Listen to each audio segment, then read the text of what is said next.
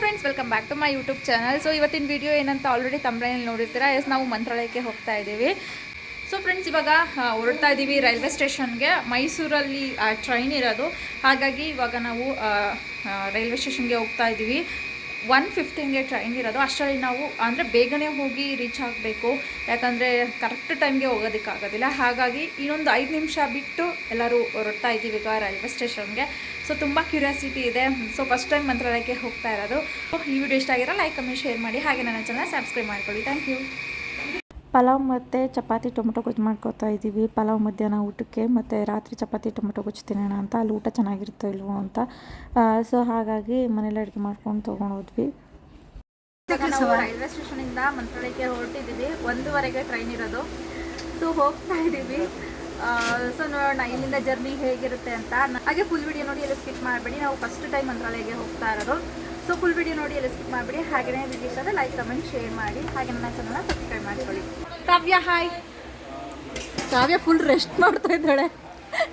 ನಾವು ಫುಲ್ಲು ಹೋಗ್ಬೇಕಾದ್ರೆ ಜರ್ನಿ ಮಾಡಿ ಟಯರ್ಡ್ ಆಗುತ್ತೆ ಅಂದ್ಬಿಟ್ಟು ಈಗ ಸ್ವಲ್ಪ ರೆಸ್ಟ್ ಮಾಡ್ಕೊತಾ ಇದ್ದಾಳೆ ಟ್ರೈನಲ್ಲಿ. ಇವಾಗ ನಾವು ಊಟ ಮಾಡ್ತಾ ಇದ್ದೀವಿ. ಪಲಾವ್ ಮನೇಲೇ ಮಾಡ್ಕೊಂಬಂದಿದ್ವಿ.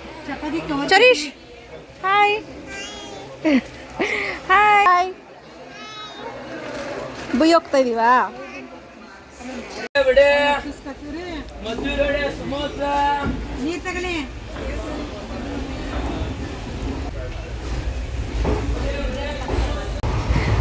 ನಾನು ಒಬ್ಬಳೇ ಎತ್ತಿರೋದು. ಇಲ್ಲಿ ನೋಡಿ, ಇವಳು ಮಲಗಿತ್ತು ಕಾವ್ಯ, ಇವಾಗ ಎತ್ತು.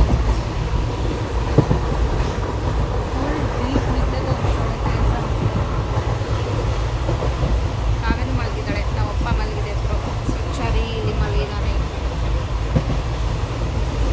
ನನಗೆ ಮಲ್ಕೊಳಕ್ಕಾಗ್ತಾ ಇಲ್ಲ, ನನ್ನ ತೊಡೆ ಮೇಲೆ ಚಳಿ ಮಲಗಿದ್ದಲ್ಲ, ಅದಕ್ಕೆ. ಸೊ ನಾನು ಎದ್ದಿದ್ದೀನಿ. ಇವಾಗ ಟೈಮ್ ಬಂದು 2:30 ಆಗಿದೆ. ಎಷ್ಟು ಗಂಟೆಗೆ ರೀಚ್ ಆಗ್ತೀವಿ ನೋಡಬೇಕು. ಮಧ್ಯರಾತ್ರಿ 12ಗೆ ರೀಚ್ ಆಗ್ತೀವಿ ಅಂತ ಹೇಳಿದ್ದಾರೆ.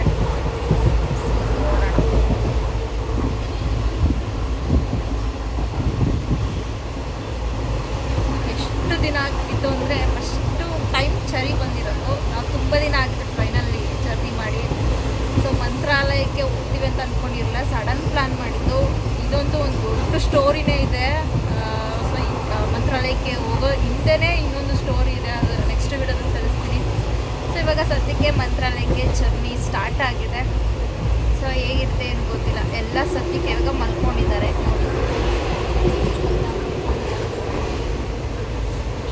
ನಾವು ಮನೆಯಲ್ಲೇ ಊಟ ಮಾಡ್ಕೊಂಡು ಬಂದಿದ್ವಿ, ಅಂದರೆ ಅಡುಗೆ ತೊಗೊಬಂದಿದ್ವಿ ಮಾಡಿಕೊಂಡು.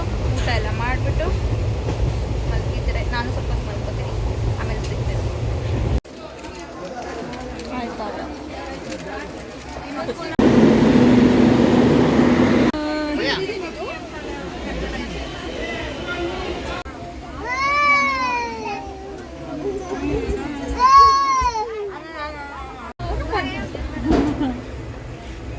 ಸರಿ